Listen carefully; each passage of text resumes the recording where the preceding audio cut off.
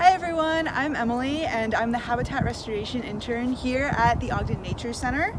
April is Invasive Species Month, so I thought I would create a few videos for you to talk about invasive species and what we do at the Nature Center. So an invasive species is any organism that's not native to an area, and it can cause economic and ecological harm to the area that it's invading.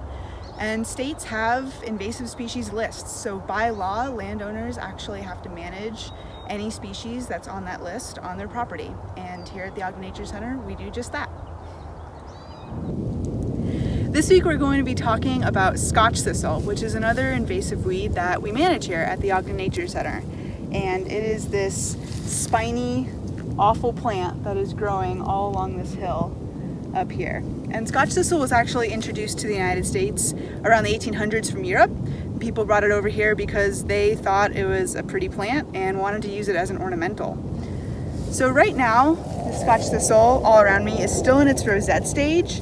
So it's got this nice circular growth of leaves that are really close to the ground.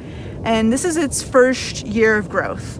So it stays really close to the ground during its first year. And it has these fine hairs all along its leaves that give it kind of a bluish gray color.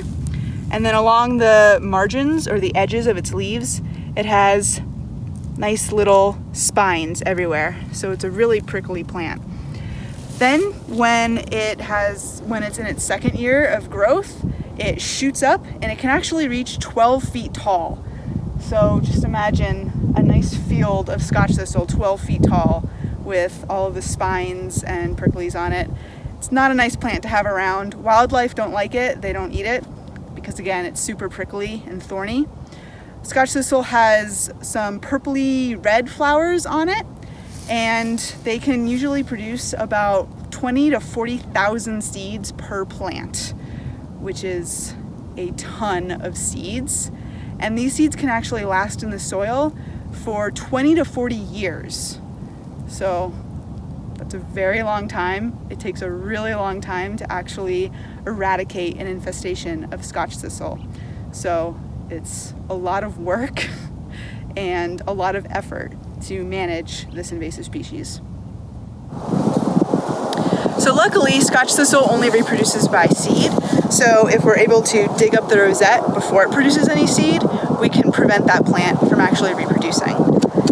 So when you're digging up Scotch Thistle, we want to go about 2 inches around the rosette's taproot and try to go about 2 to 3 inches down to get as much of the taproot out as you can. And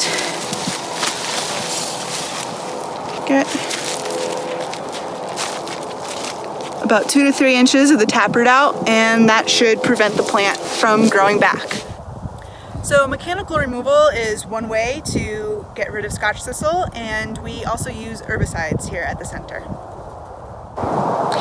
Thanks so much for joining us this week and learning about Scotch Thistle. We have a lot of volunteers that come out and help us dig invasive weeds at the Ogden Nature Center. So if you're interested in joining our Habitat Restoration Task Force, you can go to the volunteer tab on our webpage to find out more information. And tune in next week to learn about another invasive species here at the Ogden Nature Center.